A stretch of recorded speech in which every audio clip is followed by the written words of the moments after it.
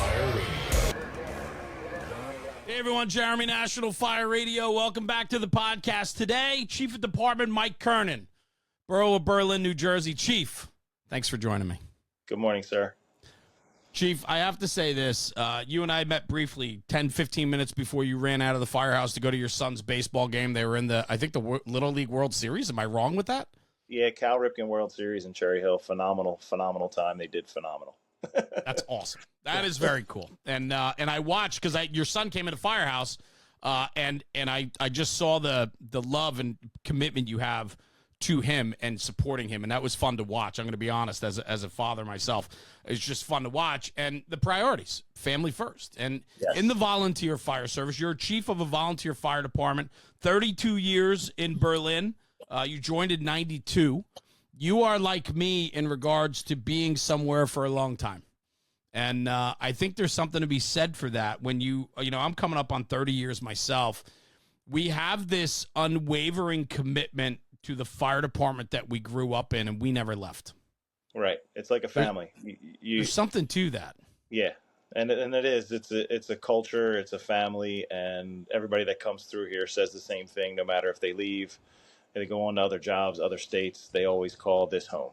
They always say that's where I started and that's where home was. We become fiercely protective of our roots, I think. And I'm very proud that, the fire department that I come from, we put out career firefighters every single year. Kids aspire to be better, to go to busier places, and they want to make a career out of it, because I believe that the foundation we gave them early on in their 16, 17, 18 years of age, that what we gave them, the tools and instilled the values of the fire service in them, made them want to make it their lifestyle. Absolutely. It's pretty wild. And that's the thing. And when they know they came from a department like that, they want them over somebody else. When they know that they had good values, good training, and they're looking at that guy first on the list of who to pick from.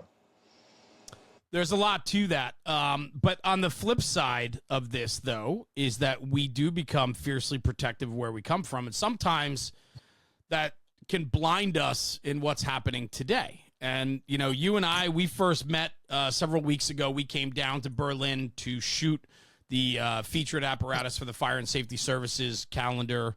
We documented and shot content with your squad engine that you bought through Pierce, which is the fire and safety dealer. And we've been working on this project with them every month, featuring a new truck. And so when we walked in to shoot that day, you and I had never met before, but we had an instant connection in some of our storytelling. And I know you had to race out of there to get to the baseball game, but you did, you were able to spend 15, 20 minutes with me.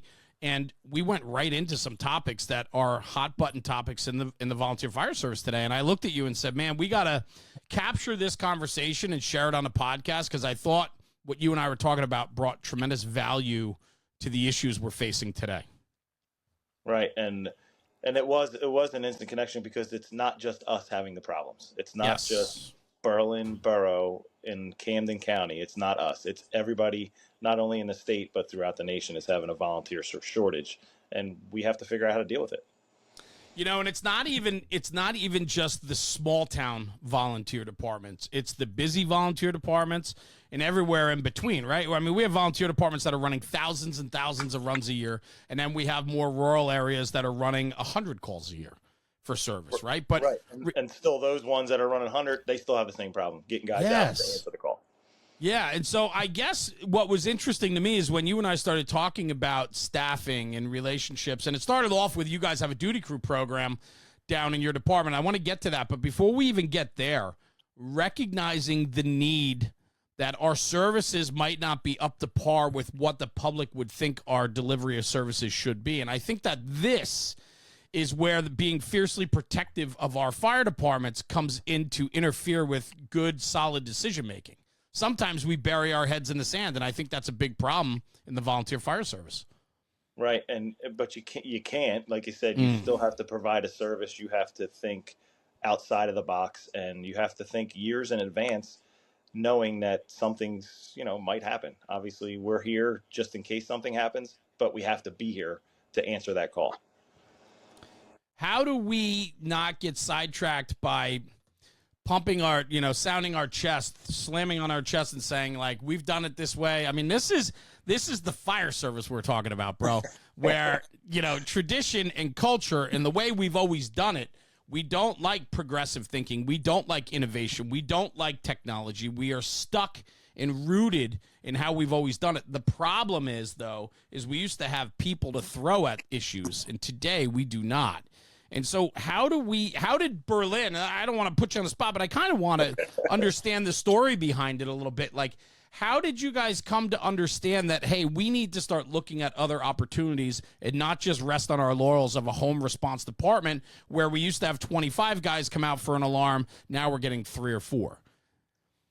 It just came in time over, I'd say, I mean, obviously it's been going on for a while, but I'd say the past 10 years, it was, 2 guys, 3 guys. All right, listen, we need to get more members. There's no members coming out. All right, so we have to reach out and figure out alternate ways. We start applying for grants. Then we started getting grants. And now you have to staff those grants and, change the hours of service, do a search of your busy times and try to work around them, even though we can't plan a fire. Obviously, we know that. We can't plan a call, but we can take the percentages and try to capture that 4-hour block of, all right, I can get a guy for 4 hours that's coming off of shift work and he's willing to come out, for some pay through these grants and hopefully get calls. And we've been lucky where we have done that. And with our, every couple months we redo the percentages and redo the calls for service hours and, tweak it here, tweak it there if we have to. But obviously our main concern is when people are at work, because we all have full-time jobs Monday through Friday working 40 hours. So we have to worry about Monday morning at 6 o'clock in the morning till Friday at 5 o'clock when people get done their 40 hours of work week. So really interesting, right? So applying for grants helps you staff a duty crew program, and which there is compensation for those volunteers. I want to kind of get to all that. But before you even got to the grant aspect of it, looking at what was happening within, you got 32 years there, Chief. Like, it had to be disheartening to watch the fire department in which you grew up in change in front of your eyes to the point where when you and I first started, we always said, like, we'll be paid in 10 years, right? That was always the that was always the line, right? It was like, the town will step up when they have to. The town doesn't want to spend more money, and they don't value the volunteer fire service and what actually goes into it. We are not, and I say this all the time, we are not your library commission. We're not the zoning board. We're not the recreation. We're not any of these other volunteer organizations you have within your municipality, right? There's no one that can touch the level of service and time that we put in. And when you challenge towns to understand that, I think we are our own worst enemy. I don't think we do enough to educate the mayor, the council, the fire commissioners, the board, whoever. We don't do a good enough job educating them because a lot of times it takes for us to admit that we're falling down. Right. And we are lucky to have a great relationship with our mayor and council. They are actually a few of the mayor and a public safety director and one of our council members is on our active 911. So they know how busy we are. And when I say they're appreciative, they are more than appreciative for what we do. They know we're highly trained.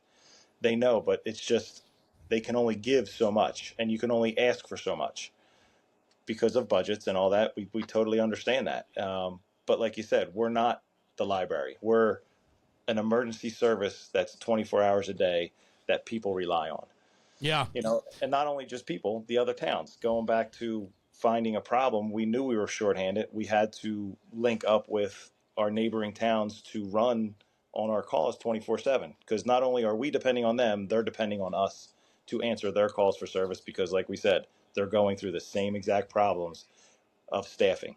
They cannot get out and we can get out, but we have to share that services and you have to be in the understanding. It took a little while, but we're at the understanding now that it's a fire truck and it's coming to answer the call. It doesn't matter what it says on the side of it.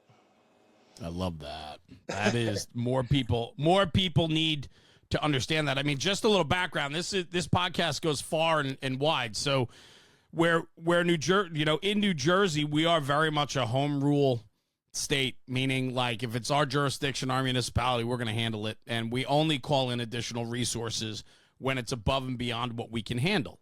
And so a lot of times, like if obviously with a structural fire, we're bringing in mutual aid, but like if it's automatic alarms, CO, elevators, all the BS and stuff that fills the day up, we're like, Right. we can handle it. We're not going to call an additional piece out of somewhere else to help us with an elevator because it would make us look weak. And this is where I talk about burying our head in the sand, right? Yes. So my point is, right, for people listening to this, is you have to start having some real conversations within about what does it look like? Are we providing the appropriate staffing to do the jobs at hand? And furthermore, are we starting to jeopardize our own people's safety because we're not giving them? We talk about equipment. You got to have enough equipment and apparatus on scene to affect an outcome, but they're no good without people. We need Right. people. And I think too often pride gets in the way of making sure we have the correct amount of people on scene for everyday calls. Right. And that can, like you said, it can get lost, and you could bury your head and say we can handle it, but you don't want to do that. So we had to help change the culture because there was, you always get that complaint. Why is Berlin coming into my town to answer my call? Right. You know what I mean? But we have successfully changed that culture in our lower end of Camden County, that we get it now. We get it that, hey, the other town has to come in to help us because we have people that have to go to work. It's just the way it is. It's just the way it is. We got to change mindset. Right. And that mindset has been changed in our area, where all the chiefs are on board now, where it's, I don't care what color it is, what it says on the side, if I need a fire truck here to handle whatever problem is going on. So looking at what you guys are starting to accomplish in-house, right? So you guys saw a need. We need to start getting people, we have to find a way to staff our fire apparatus, at least to be sufficient in our initial response, right?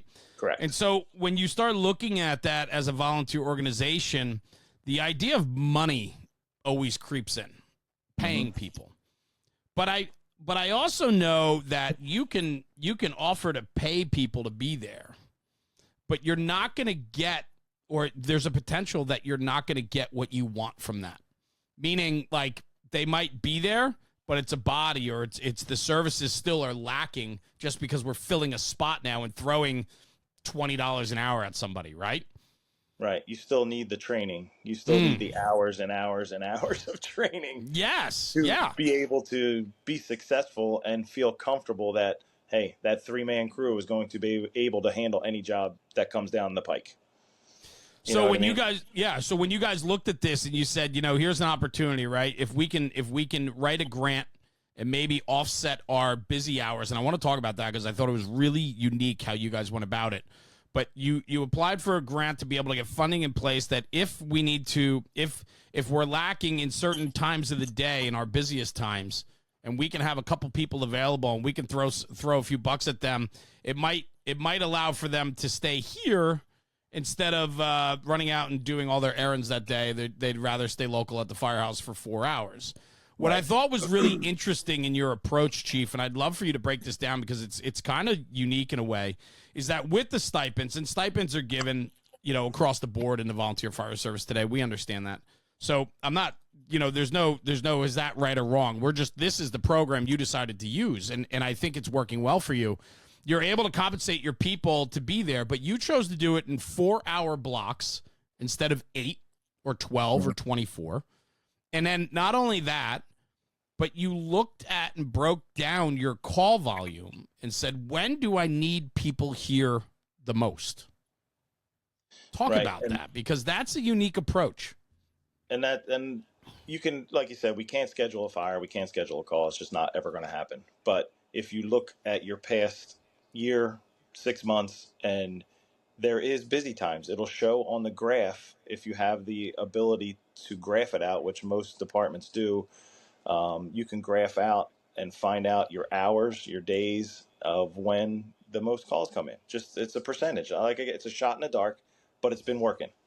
And then the 4-hour blocks came into play is after a guy works, a shift work guy works 12 hours. If he can give me, give the department 4 hours instead of 8, we'll take it. We'll take the 4 hours. We're not going to hold you to 8 hours when all you can give me is 4. So we'll take what you can give us, and we'll make it work.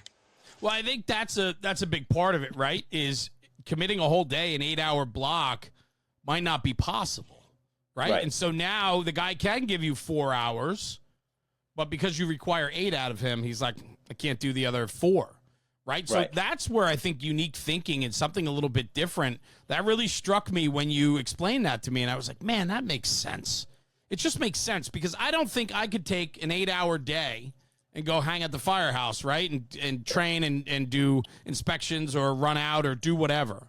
Right. I can't give you 8 hours, but can I give you 4 hours from, in a time slot in the morning or in the afternoon? It might fit my schedule better. I mean, but that's a mentality then that you're looking at. How do we provide the best service we can provide while taking care of our people, right? Right, and that's what it's about, is making sure they're taken care of and it works for them. Yes. Our program runs, we run Monday through Friday, and we put Friday blocks in from 4P to 8P for guys who work Monday through Friday so they can get a piece of the pie. And then we put a block in on Saturday morning from 8A to 12 noon.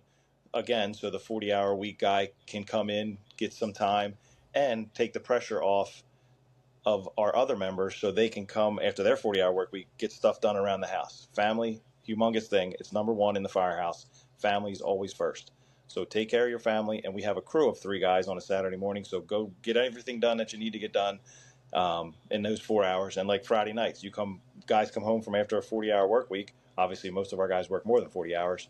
But you have a 4-hour block where you can come home to your family, have dinner with them, and not have to worry about getting up for the mundane alarm system, CO call, all that stuff. You can depend on, unless it's obviously all of our guys listen because we're all firemen. So we listen to every call that goes out. So if it doesn't sound like anything, you can relax, not have to worry about it. I think that's a really big part of it, right? Is like the nuisance. And I say nuisance very loosely, but for lack of better words, it's the mundane everyday calls that we have to have a presence at and be a part of. But we know probably even before we're out of the gate that chances are this is going to be a go reset and more of a fire prevention and education project than it was to fight a fire, right? So we all know we do a lot of that, but you're not hamstringing anyone by saying like you still can't come. Correct. You still anytime we run duty crews, everybody is welcomed at all times. Right. We're just guaranteeing that I got 3 guys there to get that piece out so that it gives you some more free time in your life as a volunteer fireman to take care of things at home, run errands, be with your family, and you're not committed for that fire alarm. But, hey, if it turns out to be a job, you could pick up and run and go. Right, and you're having somebody make a decision within 5 minutes of that call to say, hey, it is nothing. Or, hey, we need to ramp this up and call in everybody. Yeah, I love it. I love the 4 hours. When you blocked out the times for your duty crews, right? Like you went off of the data and you pulled the information and said, okay, we're running X amount of calls a month. Say we're running 100 calls a month, and here's our busier times. Was it obvious that those blocks were busy versus... Like, how obvious was the spike in the graph? And it's weird. I don't have it with me, but it's weird to look at because you're like, really? Wow. Like it just and it stood out. It stood out, and as we continue to go on, it still stands out. And over the summer, we put a block in on a Tuesday night from 6P to 10P, and a couple guys questioned why. I pulled the data, and I said, "This is why," because it's a spike. So obviously something's going on here. Something's going on here that we have to cover. So the first night we did it, in the beginning of the summer, we had an out of town dwelling tapped out, and an out of town dwelling with a fully involved porch, and an in town dwelling with an attic fire. The first night we had a full crew on a Tuesday night. I guess they're not complaining now. So of course they're not second guessing you now, Chief. Of course, someone had to say, this is why we run a duty crew on a Tuesday night. Yeah. So right. I love that. I mean, listen, they're not going to second guess you again. Yeah. I just think it's smart. And I never We need to do a better job in the volunteer fire service talking about the issues at hand and offering solutions. You know, too often we're tackling issues, but we don't tackle them. It's like we're grabbing on and going for a ride with them, but we're not bringing them down and starting the next down, right? Like we need to start making progress in ways in which we can combat the issues in the volunteer fire service. And I feel like we don't do a good enough job of that. Or if it is being done in certain regions or places, that message isn't being shared in a place or an area in which people are paying attention. And so it doesn't go anywhere. Right. We got to do a better job, right? Right. There has to be more info sharing because, like you said, there's problems out there that I guarantee somebody already solved. Yes. Somebody already solved. Somebody already wrote the SOP, wrote the SOG, has the policy, and it's working for them. But they're not sharing it because it might go back to, this is my department. You know, we're succeeding, but we're not going to tell you the secret. But we need to know the secret. Even if it doesn't work for us, at least we can modify that to say, hey, that's a great program, but I just need to modify a little bit to make it ours and make it work for our people. Yeah. What would you have done? I mean, this is, you know, you might not know the answer to this, but like, you know, you saw the importance of grants. You saw the staffing starting to dwindle on your everyday calls. We need to do something here. Fortunately, you've been able to land a few grants now. I think the one, and now you secured another one, right? Which I think you're going to expand the program, right? Right. What would you have done if you didn't get the grant money to be able to facilitate this type of duty crew program? I'm glad we don't have to answer that question. You know what I mean? That is an answer, right? I'm glad it all worked out. We started years ago with an SCBA grant. And we got all our SCBAs replaced from that grant. Firehouse grants that we have been working with for years now has just been phenomenal. They've been phenomenal in what they do. They're very successful. And so we went for a rescue grant to get new rescue tools. We got that one. So us and Berlin Township Fire Department, we sat down and talked and said, let's go for a safer grant. Let's try it. Worst case scenario, we don't get it. We got the first one and it worked out well. So we obviously again applied for another one and we just got that one. It should kick off November 1st of this year. And like you said, what would we have done if we didn't get it? Who knows? We're going to go for another. Now we're going to go for another 4 years, having eight or more 4-hour shifts. And now we worked with our mayor and council to have extra stipend money. So now we can start an overnight program. Nice. To, like you said, build on that safer grant. Yes. So now we have extra money. Now we can do an overnight program where we can have 3 guys stay here overnight. And now back to the family thing again. Now you don't have to get out of bed at 2 a.m. to go change a smoke alarm battery. Because before you go to bed that somebody's covering it for you. Yeah, and what I love about that, though, is that you've roped in the mayor and council into these conversations so that they understand that the value in which the funding from these grants are offering the residents that they're sworn to provide protection for, right? So they value and understand where that money's going, and God forbid if the grants dry up or there's not an opportunity, they had a front row seat to see the benefits of what that money could do. And so you hope that they get then buy-in, that God forbid they ever have to matching funds or fund the whole project, they might do that. Right. And that's where having, the good relationship with your mayor and council, like I said, we are very fortunate that we have that relationship. And it works for us. And like you said, they do value every single thing that we do. Every time we see them, they see us.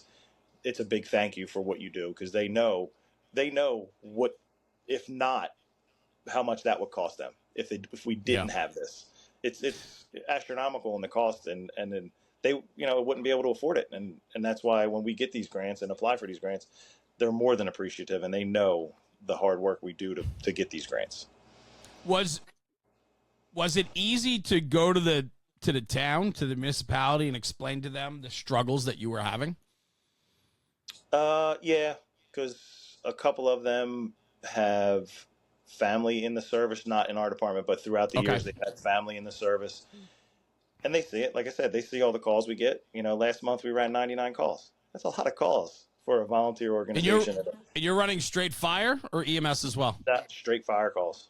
Straight Straight fire fire calls. calls. So Yeah, you're running no 100 EMS. calls last month Last month as alone. a sleepy town that is just growing hand over hand. Right. Right? 3.6 square miles, and that's, you run a mutual aid. Obviously, you're running mutual aid with the neighboring town, and then mutual aid for all the other towns around us. So we're covering 110 square miles of response area. Mutual aid total with us, and right. mutual aid is 110 square Right. miles for, like you said, a sleepy little town that when I joined ran 175 calls a year. Total. Yeah. Yeah. I totally get it. And this is what's interesting, but I want to dig a little deeper on this part of it though too, the mutual aid aspect. Cuz the conversations around by me are like, "Oh, we need to start working with the other towns more just on everyday stuff." And I said, "That's great in theory. But now we're increasing call volume." Right? So Correct. if we're going to help each other, say I'm going to assign an engine to the adjoining municipality on their runs now, and they're going to send me a truck on all our runs or whatever, however we break it up. It sounds great in theory, but now my 50 to 60 calls a month are now going to go to 120 to 150 calls or whatever it is. Right. We're now placing more of a demand on our people. Right, and that's where we work with Berlin Township to make sure, like I said, we got the Safer Grant together. Yes. So we're staffing together, and then they were able to expand their program, and they're able to staff overnight. We came up with a program, and we shared information, and they're using the program that we came up with. It's a 10P to 5A program, and they're stipending those guys who sign up for it.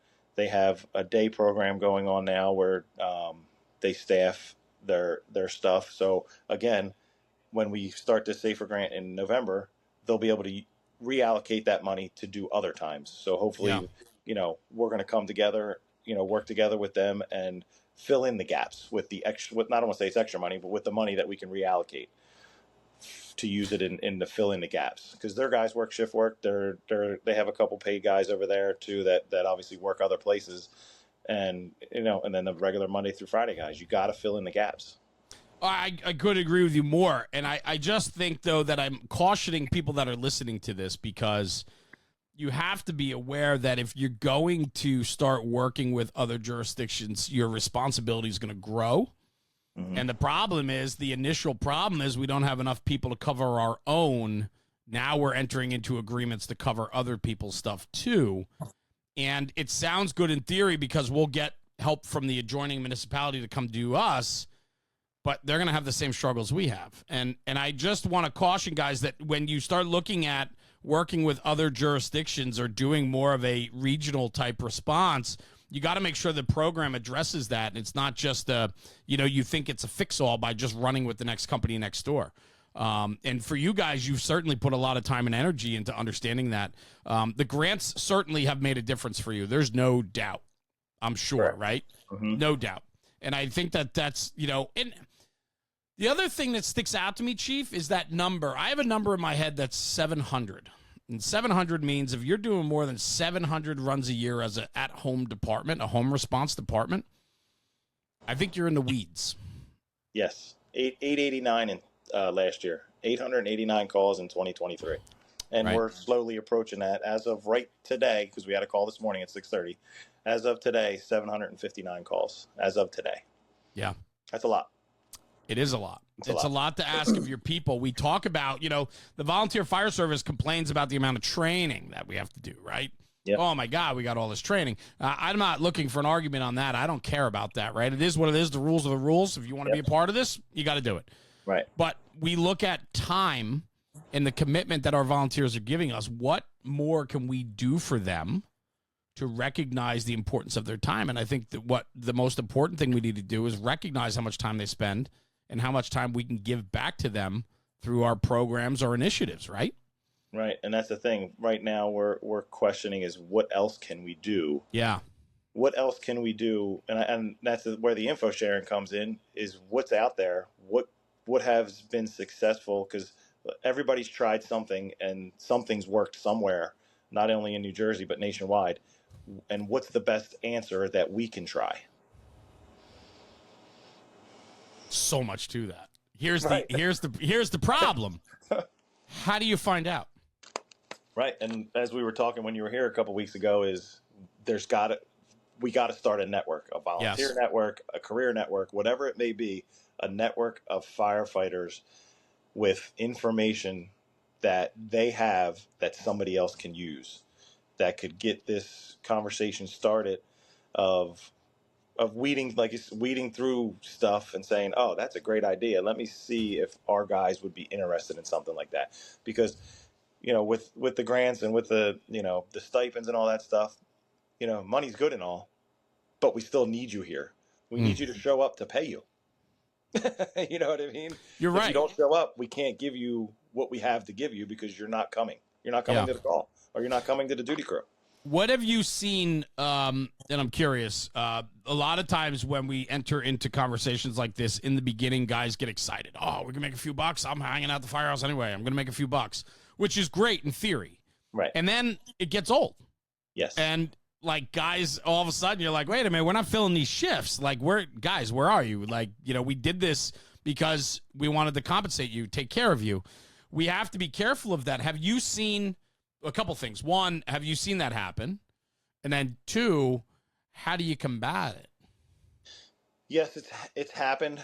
And then obviously you ask the question of what else can we do? And obviously the answer is pay us more. But even that, right? Like, how much is enough? Right. It's never going to be. Right. That's the thing, right? Right. It's $50 an hour, $100 an hour. Oh, it's great. It's awesome. Right. Where'd you guys go?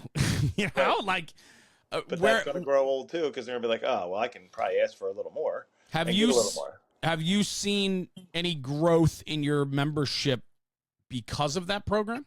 Have you taken on new members, or has it excited members from other places? I mean, I'm at the point in the volunteer fire service where departments are starting to steal other people's people. And that's the other conversation that's going around is, I'm going there because they're paying more. And then the battle begins of, okay, well, we're going to have to raise our stakes to keep you here, and offer you more things. And that's where out there in the world is, how do we get that to a happy medium where you don't.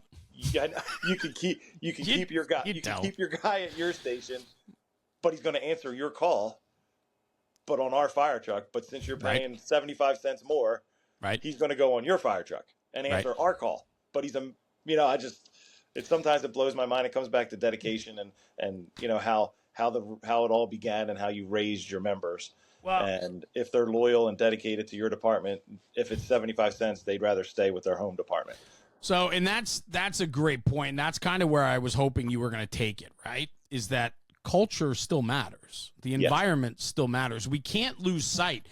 Okay, great. We got grant money. I can give you $16.50 an hour. I can give you $20 an hour, and we're going to do 4-hour slots. So you know what, bro? If you can do two shifts in a week, that's an extra $160 after taxes, right? Take home, you take home $89, right? Okay. Right. Great. Right? Great. No, but at least we could do something for you, and you gave me 8 hours that I probably wouldn't have been able to get out of you. And then what supports that, though, is a firehouse and an administration and command staff that allows their people to be interactive on those 4 hours so that they want to be there, meaning offer training opportunities, offer different types of things. So it's all the other stuff that I think really keeps people there. I don't think it's the money. I really don't. Right. I think the money is used in a way to compensate people that are all in anyway. We're just now giving them a little extra because we can. And now we're going to be able probably to maximize their efforts and get a little more out of them as well. And that's where it comes, like I'm looking at your shirt you're wearing, and that's where it comes to pride of your fire department. It's what's on the back of your shirt, and that's who you're here to represent. And it's what we were going to do for free anyway. You joined to be a volunteer. You knew the rules. You knew what had to be done, and you knew it was for free. And now you're going to come in and get a couple dollars for doing what you were going to do anyway. You know, We and we that's gotta the thing. we gotta keep our people grounded though to understand that. And the other question I wanted to ask you too was in regards to, are you worried after 32 years that the Berlin Fire Department is not going to be looked at as a volunteer department as you continually be able to pay people through a grant to be a part of a duty crew program? Right. Do you worry about that? Absolutely. And, you Yeah. know, that is in the, you know, in the future of it. You used to be volunteer. Now you're, you know, you're combination because you're paying your guys. Right. And that eventually that's just the way the world's going, is that You're right. it's going to be a paid company, but still having the pride of where we came from as volunteers and raised up through the fire company culture, through the, you know, all the people. I mean, the best, you know, compliment you can get is, you're from Berlin. Yeah. You know what I mean? You Yes. know what you're getting when you're getting somebody from Berlin Fire Company. I think that is such a big part of the conversation, especially in the volunteer service. I mean, I know it exists in career services too, but Yeah, the volunteer services, you can have I guess it's the fire service across the board. You can have two very different sides of the spectrum, man. You can have your very worst to the very best and everything in between. Your reputation and the name on your shirt or on the side of that truck matters. Yes. Matters. Doesn't matter if there's a stipend. It doesn't matter if there's a clothing allowance or LoSAP or anything like that. What it matters is what my friend Mickey Farrell always says is, let your tools do the talking. Right. That's what I'm saying is, like, it's the culture that surrounds the department. It's the infrastructure that you have in place allows for any type of money that can be infused in a duty crew program as stipend. It just allows it to flourish. I think you still have to have all the core tenets. Right. You got to have pride in your department. And that's, you know, we preach pride in your department, family first. And, you know, and this is your second family, you know, and sometimes you can't see your second family, and that's okay. It's very, very true. There's a lot. That's very true. But every once in a while, we want to see you. Yeah. Well, I'll tell you this, right? I sat down. Part of the calendar project not only is just shooting the behind the build with the truck, but it's also sitting down and doing like a departmental conversation, because for me, it's really important to understand the makeup of the fire department and kind of like the roots of it and so on. And so I had the opportunity and the pleasure to sit down with Mark Maloney, who's a battalion chief, right, of your department. Yes. And Bill Benke, who's the fire official. I think he's deputy chief. He's an ex-chief, right? Yep. Super crisp in his uniform, just like you today, looking sharp, Chief. But I had a great conversation with the two of them. It was like a 50-year guy and like a 16-year guy. Yes. And the conversation's on YouTube. It's on our podcast channel. You can listen to it, Behind the Department, Borough of Berlin, New Jersey. If you haven't listened to it, check it out. But it was a great conversation, and I was really impressed with both gentlemen when they joined me, because they just had this spillover of appreciation for your fire company.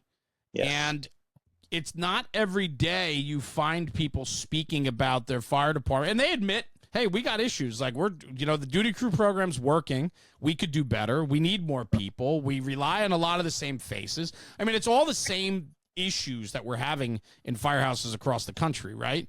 But there was just this way around them that they were excited to be there and to be a part of the Berlin Fire Company. And that part of things you can't coach or you can't fake. Like, that is legit. You know what I'm saying? Right. It just comes out because you're like you said, you're just proud to be here.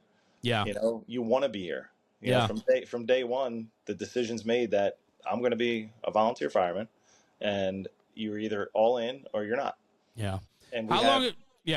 We have a lot of guys that are all in, and we're lucky. We're very lucky. We have a lot of guys that are all in, and they've been all in. We have 60, 70-year members. Yeah. You know, we have a good core group of 5 older gentlemen that come around all the time. Yes. That come around all the time. And that's where we do too. That's where your pride comes from. Yeah. This is what you got to look forward to. These guys have put the work in. They're 50, 55, 60-year members, and they're still here. That says something for the department. There was a guy running around that day, cleaning the floors, washing the trucks. This guy was OCD as it gets. Very nice guy, but super matter of fact. He's here now.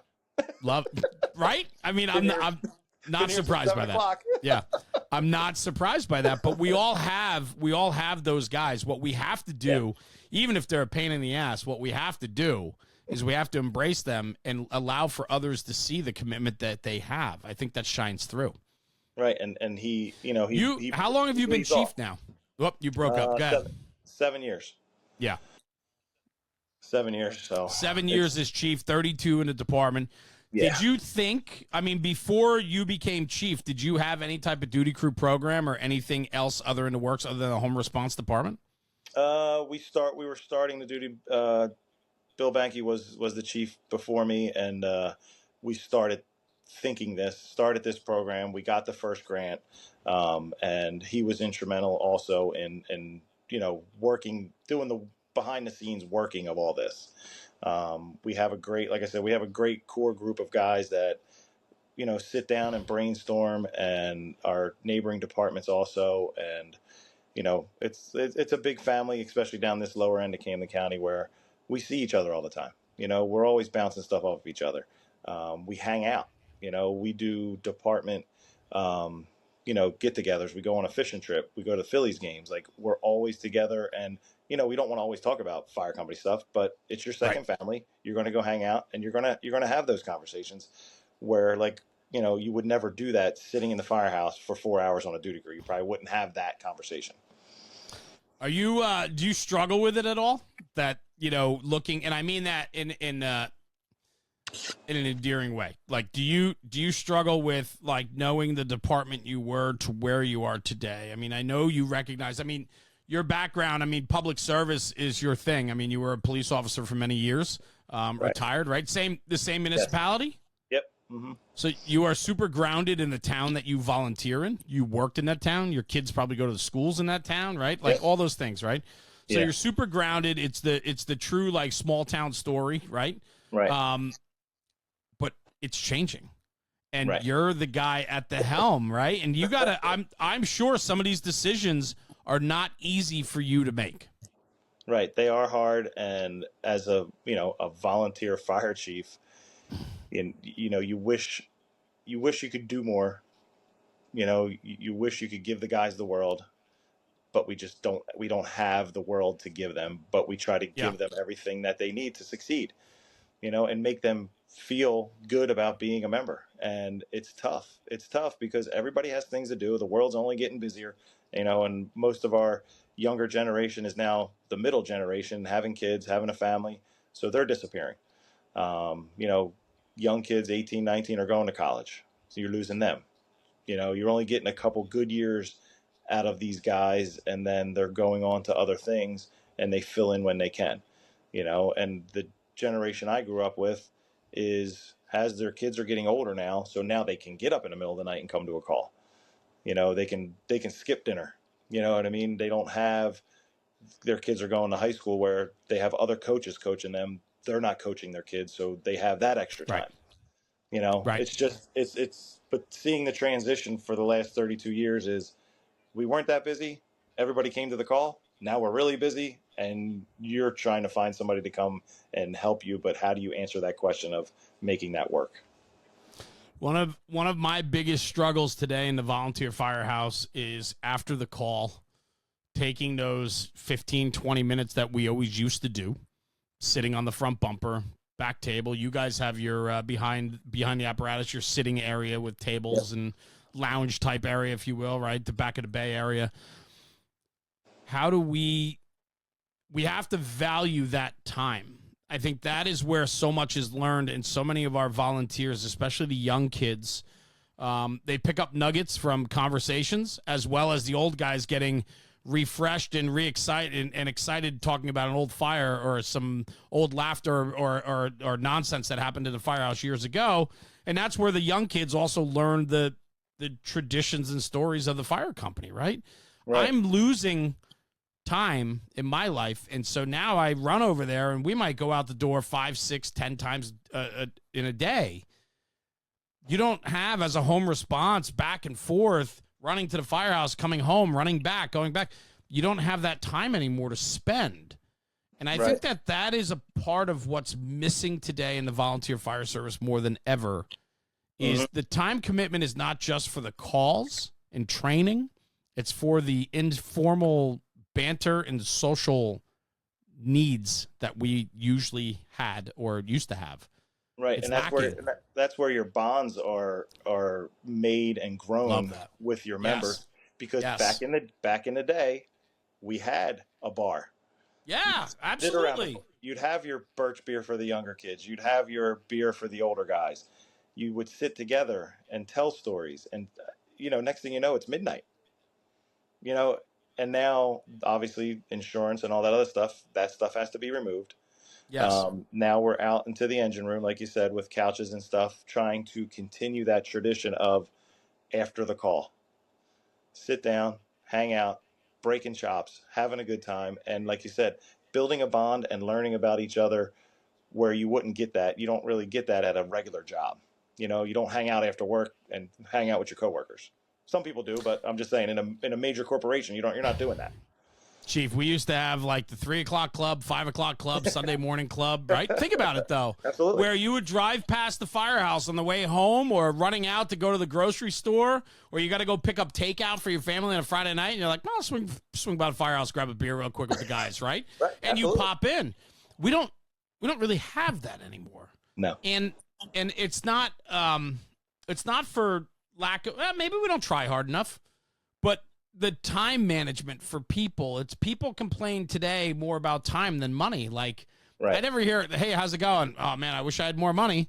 It's, hey, how you doing? Oh man, I'm so busy. I wish I had more time. Yes. Mm-hmm. And it's just life. Life is busy. But we gotta focus on, we gotta put the time in. And if we want this to work, we have to do the work. And that's where we try to have quarterly dinners with your family, sometimes just with members. At least once a year, we invite your family to come, and we'll sit down and break bread, hang out as a family, get everybody together. I love that. You're showing your appreciation for your members and the family that allows them to do what they do. Yeah. I think a lot of places have created environments in the fire, especially in the volunteer fire service, where guys go missing for a while, and then they pop back up, and as soon as they walk through the door, everybody's like, "Where the hell you been? What's your problem? Oh, now you're coming out again?" No, I'm serious, right? We all live this, right? Absolutely, every day. And all of a sudden, instead of embracing the guy and being like, "Holy shit, bro, nice to see you. Where you been? Like, we missed you," and embracing them to come back. We're vilifying them for not being around enough, and we need more out of you. Right. What the hell is wrong with us? I know. Right? and it's our fault. It's our fault because yes. It just comes out. It just comes out because that's your response. I just did it to a guy the other day. I do it too, bro. I do it all the time, and then I say to myself, I'm like, "What the frig am I doing?" Like, you gotta, and I've really taken a different approach to it now. And I used to get up on guys and be like, "Where the frig have you been? We haven't seen you in 6 months. Now you come around, and what you wanna, as cliche as it is, like, oh, we're getting shirts. You want a shirt now? Like, you want this and that? Like, why do we do that? Why aren't we doubling down on our people and being like, where have you been? What can we do for you so you're here more? Right. And that's kind of where we're at right now is what can we do to keep you, active? Yes. And just like I said, we had 99 calls last month. Some guys obviously didn't make that many. What can we do to get you to make 5 more calls? Just give me 5 more. Yes. 5 more. What? Yeah. What does it take? What does it take for us to get you to come out to 5 extra calls a month? No matter what your percentages are, 5 calls is really not that many when you're running, like I said, we're up to 750. 100 calls a month. Yeah. Right. What's I agree with you. What's 5 more calls? God, I can't agree with you more. And what's the answer to that? Exactly. If we had the answer, we'd probably be millionaires. Right? But I think what we need, Yeah, go ahead. I think the answer's out there. I think it's out there somewhere. I think somebody has it, or a version of the answer that we could twist to make it work for us. Maybe to get 4 calls out of them instead of 5.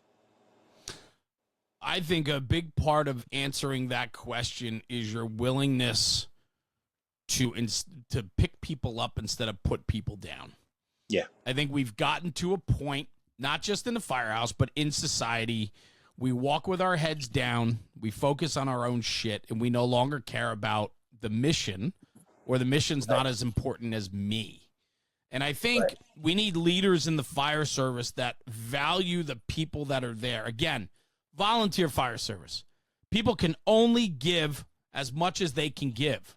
We might be able to squeeze more out of them, but we have to give every effort to allow for anything more they can give. We got to give to them. And if it just takes an attaboy, or it just takes a, hey man, it was nice seeing you, bro. I hope you're here tomorrow, man. We'd love to have you back. You know, I haven't seen you in a couple months.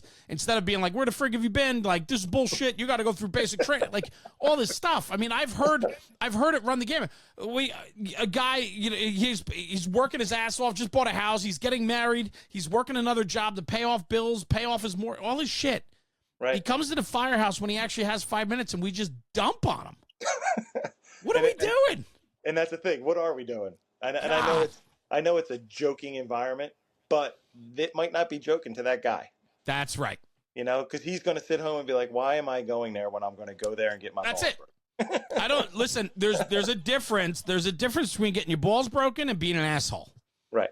Most people don't know the fine line anymore. They just don't get it. Right. And so most people are assholes. Right. Right. And that's Sorry the for thing. the language. You're wearing your uniform. It's supposed to be like a formal podcast, but bro, I like it. we gotta do better at that. When I do my program, the Bridging the Gap program, one of my first slides in the program says, "I'm guilty," in big letters. Right. I'm guilty, and I say everything that I talk about in this program, I'm 100% guilty of. Right. I have vilified guys for not coming around. I've yelled at guys for missing fires. I'm like, what do you mean you were home? You don't come to a fire? Like, I get a CO alarm or something. You cut your lawn and the truck goes by. Fine. Keep cutting your lawn. A fire? Right. You drop What everything. are we doing? Like, where's your focus? The other day, I kind of got miffed with the guys after training, and I go, after training, nobody talks about firefighting? I go, what happened to the days where we sat around and talked fire? Now we talk everything but fire. I go, you guys got to get more of this back into your lives. We got to get excited about it. That's who we are. And that's what we were raised to do. Right. It's like I said, it's a different culture, you know, and to change that part of the culture is going to be tough. You know, it's just going to be tough. It is. But we got to keep plugging away. And we got to put the work in. Yes. Mm-hmm. And it takes guys like Chief, Mike, like you, dynamic guys that have longevity in the firehouse. They have an incredible passion for their own fire company, and yet you're not being sidetracked by the way it used to be. It's looking at where we are today and where we're going to be in 5 years, and how do we provide the services? Because at the end of the day, you can bury your head in the sand and pretend you don't have any problems. Your volunteer firehouse is going to close. Mm-hmm. It's going to close. It's not going to last, and you're not going to be allowed to do a half-assed performance if you're not doing your very best. Right. So times are changing. And all you can do is try and you know, like you said, employ your guys to try with you. Say, hey, listen, it all comes back to, you know, culture and pride. This is what we have. Let's keep it going. And let's continue to fight the good fight. And, you know, and trust me, we have people on our side. Like I said, our mayor and council is phenomenal, and they know the struggles that are out there, you know, but we still get the job done. We still get it done, and we still do it with pride, and we still do it highly trained and, you know, well respected in our area. Have you, I'm curious now, because you got me all hot and fired up now, right? I'm yelling about the fire service, right? I mean, this is what I grew up with, right? I mean, I'm very passionate about it, you know? And then, obviously, listen, I'm guilty. I say it all the time. I'm guilty. Right. Like, I've taken weeks off, months off, like just to refocus, and National Fire Radio takes me away, and my other, lives, my family, my job, my this, I get pulled in 1,000 different directions. So there are going to be a lot of times that I just can't step up and do, but I still have an incredible passion for it. And I still love it. Even last night I was running around on a bunch of runs, So my whole point of this is like, have you ever reached out to, because I haven't, and I'm an ex-chief, ex-assistant chief, everything. Have you ever reached out or looked for alternative resources to help us, like the Fire Council, the National Volunteer, whatever? I don't even know what the organizations are, I'll be honest with you. And this is a guy that dwells in the fire service every single day of his life. Right. I don't even know. National Volunteer Fire Council, I think, is one of them. Right. Have you ever had any connection or dealt with any of them? No. And that's the thing. Like, I think there is avenues out there that we haven't explored yet that could get us either help or some answers, and, maybe we don't have to start our own thing. Maybe there is something out there. There is an organization that is handling these problems and has them on a discussion board or has an email chain somewhere of, hey, try this. We tried it and it worked. We have to find that, especially at this stage of the game. Is we're running out of time. We're running out of time, and we need answers. Like I said, we're lucky we got another 4 years of the Safer FEMA grant. We're very lucky, and hopefully. Yeah, and then what, right? Right, and that's the thing. And then what? But you have, right, like you said, you have to look for that 5-year, 10-year plan of what if. What if after these 4 years we don't get it again? So now's the time to start planning for that. And like I said, our mayor and council's on board, where we have to take the steps needed in the next 4 years when the what if happens, that we have to keep this program going. Love it. Love it. Well, I have to say this, right? I think that, getting to know you a little bit more today and meeting you in passing as you were running out to the Little League World Series there, I think what you bring to the table is a traditional approach with an open eye and willingness to look at where we are today through innovation. And, those are chiefs that we need. We need guys that have the balance of today and yesterday. Mm-hmm. And sometimes we vilify yesterday. If you're younger, you don't appreciate the roots as much as I think you should. And the roots should play a part of the conversation when we're looking at how we forge forward. And we can't lose sight of, like, the way we used to do it. I'm not saying that that's the right way to do it, but we did it that way for a reason. You should know those roots before you go flipping the switch, and you should respect the years from long ago. Right, because it worked. It worked. Yeah. There's new technology and all that stuff, and trust me, we're all about it. We're all about new technology and, looking into the future and all that stuff. Yeah. But what's wrong with the old stuff and that worked? It's never failed us. It's never failed. The way we did it we need to try this way. Okay, we'll try it. And if it works and everybody's on board, we move forward. But we have to test drive it before we switch. And with training and all that stuff, you put something new out there. What about the other 20 guys that don't come around all the time, that learn the old way? How are you going to get them to come in and train the new way? That's the other thing that the younger generation has to look at. Is we're a volunteer organization. We have to figure out how to train everybody else to the new way of doing something. So that's the delicate balance of, it's a great idea. It's going to work for us. But tell me how we're going to get those other 20 guys on board. So when they jump the call once a month, to jump the call and go out and say, hey, what happened? Yeah, yes to all of it. Like, I agree, right? Like, I'm sitting here, and this is what I was hoping for today, and I really thought that that's what this conversation was going to be. Was I think you and I come from very similar backgrounds, and we hold true certain values of the fire service, which come through in this conversation today. And I I don't have all the answers. I certainly don't. And I think that's why I do this podcast, because I like to talk with other people about how they do it and what their experiences are and what their stories are, and the influence they can have on me personally, but also our audience, right? And I just knew when we had met, this would have been exactly the conversation we had today. And I think there's tremendous value here. I do think, and you and I did talk about it, and it's something that I'm going to explore further, is finding a mechanism that we can start sharing ideas and making it available to everyone, so that if you have needs, wants, you're looking at doing something different, whether it's the duty crew program or help your recruitment, or more so your retention. Right. You know, we got to have a place where we can seek this information. Why is every fire department trying to reinvent the wheel if the wheel's already rolling down the hill, bro? Right. And that's the thing. You put a question out there of how do we retain our firefighters? Simple question. Somebody's got to. I don't want to say somebody doesn't have. Could you imagine the responses on that? Good Lord! And that's the thing. Somebody might not have the answer. The fire service will not fail us in that one. Yeah, they won't fail us in that one. We're gonna have to weed through everything other than what we're looking for. I love that. That's throwing up a wish and a prayer, and then hey, something might come out of that though.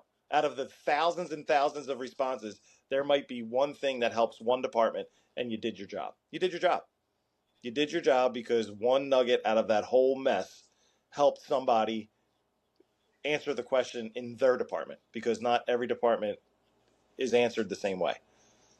So it might, like you said, it'd be a Hail Mary, but somebody might catch that Hail Mary and it might work for them. I think there's tremendous value in it. In fact, I want to explore it further, because I think we could be the stewards of that information. Absolutely. I think that, to be able to, we do it with apparatus, right? Our tips, tricks, and hacks, the apparatus innovation content we put out. A lot of that stuff is everyday stuff, but for somebody, they might see something in one of those photos that we share and go, holy shit, I've been looking for a solution to that. We never figured out how to do that, and these guys have been doing it for 100 years that way. Right. Great. Thank you for sharing that photo. Now we know how to do that too. That's the intent of that apparatus content we do, what we call sharing the tips, tricks, and hacks of how people are building fire apparatus. Why don't we do that in other avenues of the fire service too? Right. And I think we can, and I think we need to do a better job at it. You type in Google how to. Why couldn't you how to make a platform where how to answer this question in the fire service? Yeah, we could just ask ChatGPT, how do I retain my firefighters, and see what they have to say. That's where we are.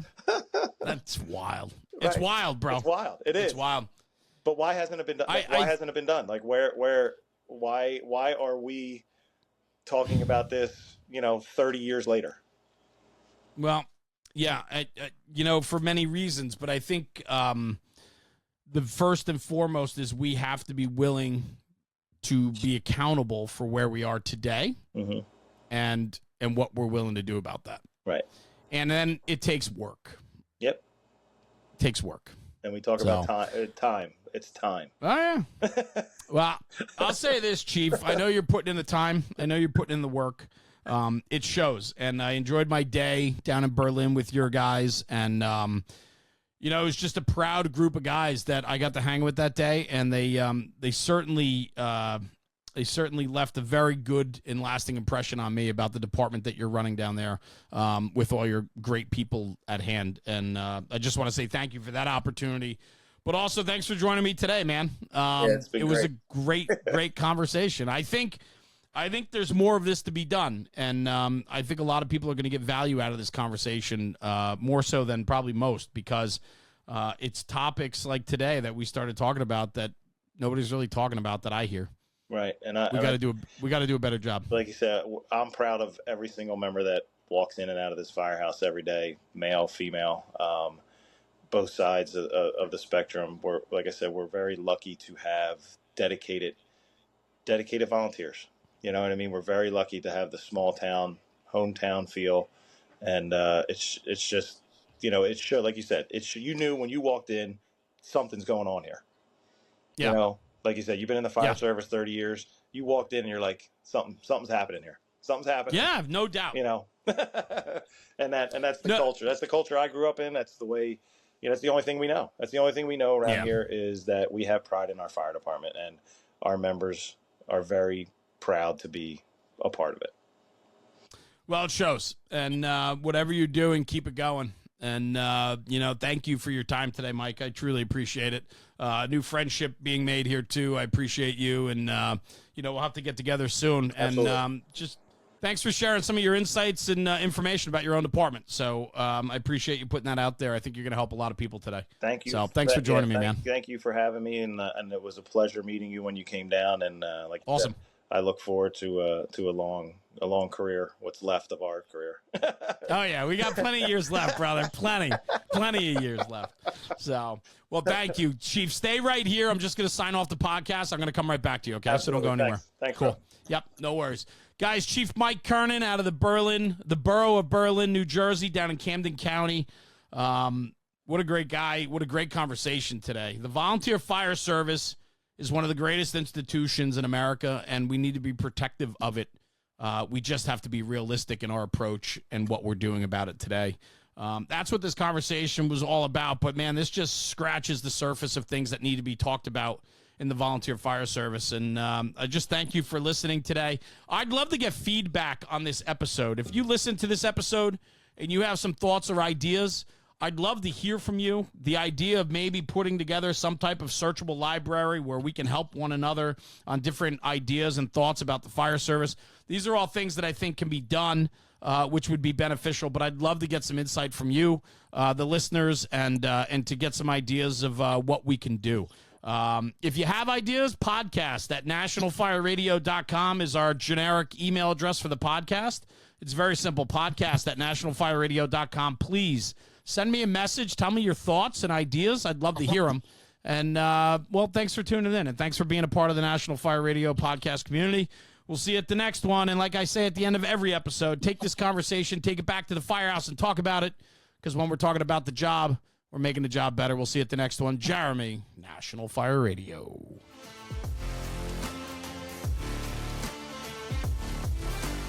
National Fire Radio.